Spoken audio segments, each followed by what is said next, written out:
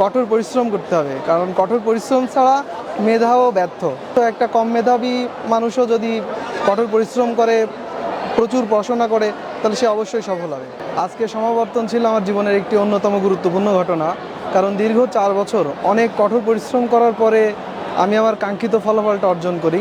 আমি জানেন তো, আমি ইংলিশ ডিপার্টমেন্ট থেকে 4 বছরের যে আমাদের গ্র্যাজুয়েশন কোর্সটা সেটা সম্পন্ন করি এবং সেখানে আমি কৃতিত্বের সাথে উত্তীর্ণ হই। আমার সফলতার সেই মুকুট স্বরূপ আমি আজকে আমার এই গোল্ড মেডেলটা পেয়েছি, যেটা আমার জন্য অতি গর্বের। আমার পরিবারের জন্যও এটা গর্বের বিষয়। আর প্রথম যখন ইউনিভার্সিটিতে ভর্তি হয়েছিলাম তখন এত কিছু আশা করিনি। পরবর্তীতে কঠোর পরিশ্রম এবং আমার শিক্ষকদের সহযোগিতার মাধ্যমে অথবা এটা অর্জন করেছি। একাডেমিক জার্নিটা আসলে খুব বেশি সহজ ছিল না, এটা অনেক বেশি কঠিন ছিল আমার জন্যে। আমি যেহেতু আপনার টিউশনি করতাম, সাথে সাথে পড়াশোনা করতাম, স্ট্রাগলটা অনেক বেশি ছিল আমার জন্য। জানেন, প্রাইভেট ইউনিভার্সিটিতে পড়লে একটা হিউজ অ্যামাউন্টের খরচ হয়। আমি সেটা পরিবার থেকে না নিয়ে নিজেই এর চেষ্টা করতাম। হ্যাঁ, টিউশন থেকেই। এবং সাথে সাথে আপনার রেজাল্ট ভালো হলে তো জানেন ইউনিভার্সিটি থেকে একটা আলাদা সুবিধা পাওয়া যায়। ভবিষ্যৎ পরিকল্পনা, আমি বর্তমান নিয়ে আগে কথা বলি। আমি বর্তমানে ডাক অধিদপ্তরের জুনিয়র অ্যাকাউন্টেন্ট হিসেবে কর্মরত আছি। আমার ভবিষ্যৎ পরিকল্পনা সিভিল সার্ভিসে যাওয়ার। হ্যাঁ। যারা নবীন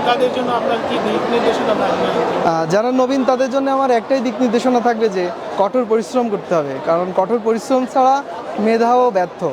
আপনি যদি কঠোর পরিশ্রম না করেন, প্রচণ্ড পড়াশোনা না করেন, আপনার যদি ডেডিকেশন কম থাকে, তাহলে অবশ্যই আপনি সফল হবেন না, সে আপনার যেমন মেধাই থাকুক না কেন।